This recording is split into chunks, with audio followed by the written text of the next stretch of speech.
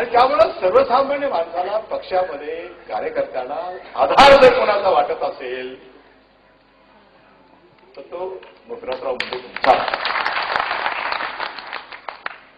भारतीय जनता पार्टीमध्ये जरी हिंदुत्वाचा विचार मांडत जरी असली तरी शेवटी सर्व जाती धर्माच्या लोकांना एकत्रित करण्याचा प्रयत्न ते सतत करत आलेले आहेत.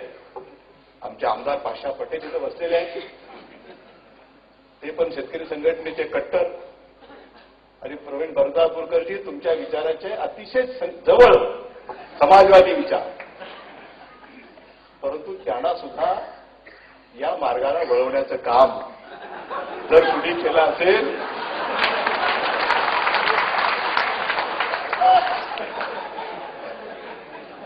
म्हणून तो चेहरा, ज्या चेहऱ्याची आपण सतत चर्चा करतोय की हा चेहरा सुद्धा सेक्युलर कसा निर्माण करता येईल हा प्रयत्न त्यांनी केलेला आहे. म्हणजे ही व्यापक दृष्टी ही मला तुमच्यामध्ये नेहमीच बघायला मिळाली. दृष्टिकोन हा नेहमी व्यापक असावा. असं वाटता कामा नये की एका ठराविक वर्गाचं हा नेतृत्व करतोय असं वाटू नये. म्हणून तुम्ही आल्यापासून आशा पटेल लोकांना असं वाटतं की भारतीय जनता पार्टी ही केवळ हिंदुत्वाचा किंवा विशिष्ट वर्गाचा विचार करणारी नाहीये, ती हळूहळू ती व्यापक होत चाललेली आहे. मला वाटतं तुमचा हा विचार आणि या विचाराचा प्रभाव हा दिल्लीमध्ये अधिक तुम्ही पाडला पाहिजे. सध्या जे काही चाललंय तिथं ते काही तेवढं समाधानकारक नाही आहे आणि म्हणून तुमच्या मनामध्ये सारखा परत यायचा जो विचार चाललाय तो काही बरोबर नाही. कारण परत येऊन सुद्धा इथं काही उपयोग नाही. म्हणून तुम्ही आता तिथं गेलेले आहात तिथंच राहा, कारण तिथं तुमचा अधिक उपयोग होईल. कारण तिथल्या भारतीय म्हणजे अखिल भारतीय पातळीवरच्या भारतीय जनता पार्टीला हा तुमचा विचार राजनाथ सिंगच्या सोबत अधिक प्रभावीपणे तिथं मांडण्याची अधिक गरज आहे. हा माझा मित्रत्वाचा सल्ला. त्यामुळे बर्दापूरकर काही जरी सांगत असले तरी तुम्ही आता इकडे यायच्या विचारात अजिबात तुम्ही जाऊ नका. लोकांनी तुम्हाला एवढ्या अधिक मतांनी विश्वासाने निवडून दिले परत येण्यासाठी नाही.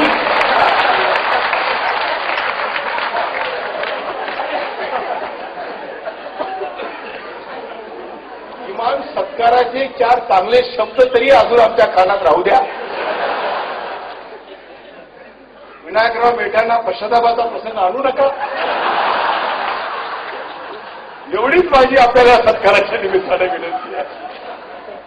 आणि म्हणून काही माणसं राष्ट्रीय पातळीवर अधिक प्रभावी दिसतात आणि मराठवाड्याचा माणूस खरं म्हणजे आम्हाला केवढा तरी आनंद आहे. दुर्दैवानं खरं म्हणजे प्रमोद महाजन एक असं नाव होतं आमचं की आमच्या मराठवाड्याचे आमच्या भागातले कुठल्या राजकीय विचार वेगळे असू शकतात, परंतु एक व्यासपीठ असं आहे की जिथे आम्ही सगळे राजकीय विचाराचे आमचे विचार बाजूला ठेवून कोण आम्ही कुण्या पक्षाचे आहोत हा विचार इथे नाही आहे.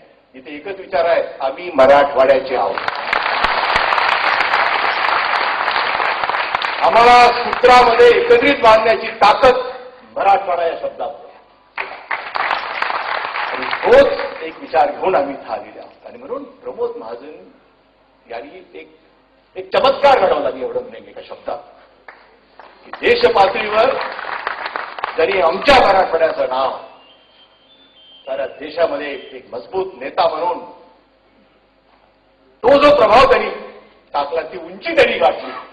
कदाचित ती उंची आपल्याला गाठणं अवघड जाईल, परंतु लक्ष मात्र तेच असलं पाहिजे.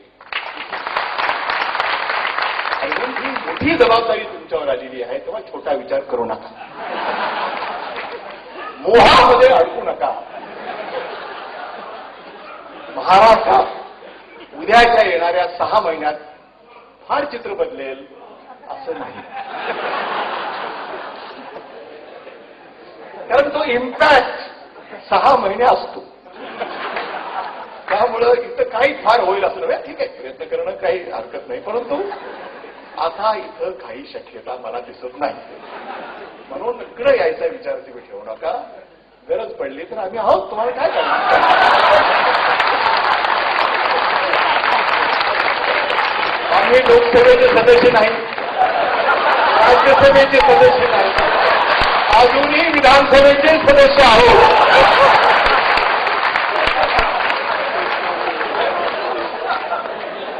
त्यामुळं मतदाराचा अवमान नाही, काही अडचण नाही. तुम्हाला कारण नसताना मीच त्या आशा पल्लवीत करणं हे मला तरी काही योग्य होतं. आणि म्हणून आपल्याला एक उत्तम संधी मिळालेली आहे. फार मोठ्या विश्वासाने बीडच्या नागरिकांनी आपल्याला मतदारांनी निवडून दिलेला आहे. एवढा मोठा संघर्ष करूनही मतांचा उच्चांक, गोपीनाथरावजी, हे तुमच्या कर्तृत्वाला जनतेने दिलेली साथ आहे. मी पावती म्हणणार नाही, साथ. तुम्ही त्यांना प्रतिसाद द्या. एवढंच या निमित्तानं. आणि तुमचं भविष्य उज्ज्वल आहे. आयुष्यात तुम्ही अशीच प्रगती करत राहा. विनायकराव मेटेला मी धन्यवाद देईन की कार्यक्रम म्हणजे गोपीनाथराव मुंड्यांच्या सत्काराचा कार्यक्रम, त्या परंपरेला साधणारा सगळं सुरुवात तुम्ही इथं कार्यक्रमामध्ये केली. मराठवाडा आमचा, मराठवाड्याची संस्कृती जपणं, परभणी, बीड, लातूर आणि शेवटी मुंडे देशमुखांनी नाही सांभाळत तर कुणी सांभाळत. आणि म्हणून या सगळ्या वातावरणाची निर्मिती जबरदस्त. छत्रपती शिवाजी महाराजांच्या बद्दलचा गायलेला पोवाडा, धन्यवाद दिले पाहिजे त्या गायकाला. एक वातावरणाची जी निर्मिती असते की अंगावरची शहारे उभे राहते, त्या काळामध्ये घेऊन जाणं, ह्या सगळ्या कार्यक्रमाची एक जबरदस्त उंची आजच्या कार्यक्रमाच्या निमित्तानं आपण गाठू शकलेले आहोत. मी अनेक सत्कार मूर्ती आहेत, सगळ्यांचाच उल्लेख वेळेअभावी मी करणार नाही. परंतु आमचे ठोंबरे एक मराठवाड्यातले खरे उद्योजक, कारण त्यांनी मांजरा उभा केला, ज्यांनी वैद्यनाथ कारखाना उभा केला, त्या क्षेत्रामध्ये प्रामाणिकपणाने काम करणारा आणि आज साखर धंद्यामध्ये नवे नवे उच्चांक निर्माण करण्याचं काम, नवे नवे प्रयोग करण्याचं काम ठोंबरे यांनी त्या भागामध्ये केलेलं आहे. आणि आज त्यांना मराठवाडा गौरव म्हणून आपण त्यांचा सत्कार केलाय. अतिशय योग्य आपण त्यांचा सत्कार करून त्यांच्या प्रती आपल्या सद्भावना आपण व्यक्त केलेल्या आहेत. चंद्रकांत कुलकर्णीचं भाषण ऐकल्याच्या नंतर मला बरं वाटलं आणि परभणीकरांना सुद्धा दिलासा वाटेल. कारण तुम्ही काही उमेदवाराच्या शोधात असाल तर चंद्रकांत कुलकर्णी हे एक अतिशय चांगला उमेदवार असेल एवढंच मी सांगेन तुम्हाला. परंतु चित्रपट क्षेत्रामध्ये, नाट्य क्षेत्रामध्ये मराठवाडा कुठेही मागे नाही आहे. खरं म्हणजे मराठवाड्याच्या लोकांना संधी मिळत नाही आहे.